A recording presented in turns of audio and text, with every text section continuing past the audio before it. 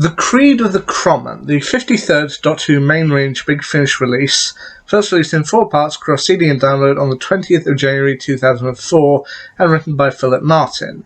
I had previously read this as the Creed of the Kromon, but apparently it's Creed of the Kromon.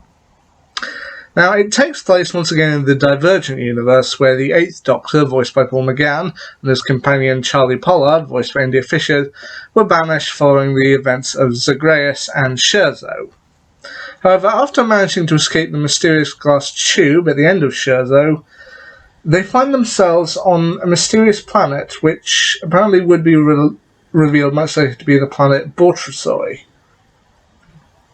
And more specifically, they're in the Utamesson zone of the planet Bortrasoi, where they find various different biodomes, and eventually encounter a Utamesson native called Keris, voiced by Conrad Westmus. Now, Keris would later join the Doctor and Charlie on their adventures in the Divergent universe and later aboard the TARDIS.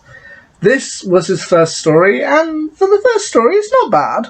I mean, there are stronger Doctor Who intro stories for companions, but this one I think is pretty good. Now, in the Utamesson zone, there are various biodomes that are ruled over by creatures known as the Kromon, which are said to be like giant insects, which I kind of imagined in the style of praying mantis or something like that, or grasshoppers, which are voiced by Stephen Perring and Daniel Hogarth. Now, they've got most of the Utamessons under their control, and any Utamessons or actually any creatures that they kind of split them up into areas where they think they might be useful, getting them to work with an almost corporate-style mindset. Like the Kromon have a very corporate-style mindset thanks to supposedly a company that oversees kind of events going on the planet. Now, the Doctor, Charlie, and Keris are eventually helped out by a creature called, I think, the Croaker, which is also voiced by Stephen Perring, which kind of helps to get them out of trouble.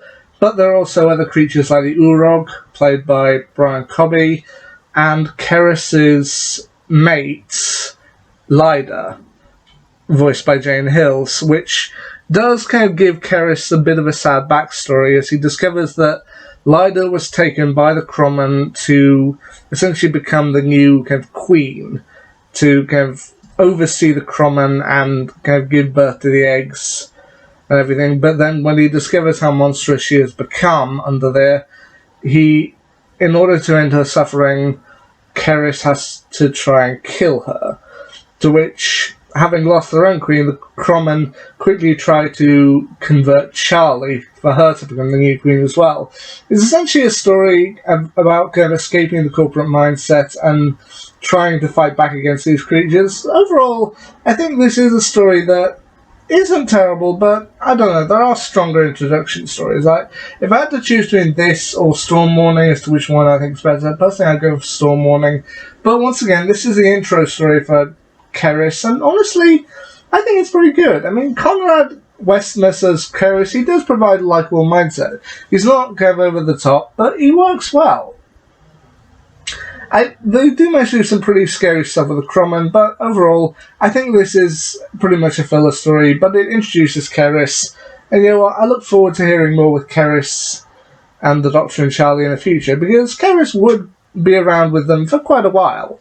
After all, when the 8th Doctor eventually regenerated on the planet of Khan in the Night of the Doctor, Keris would be one of the companions who he would mention, like Charlie, Keris, Lucy, Tamsin, Molly, friends, companions I've known, I salute you. So obviously Keris did leave an impression. But yeah, this was an introduction story, and while I do think it's pretty run-of-the-mill, I think it's a good story. Let me know your thoughts on Creed of the Kromon down below in the comments. Alright, until next time, see ya.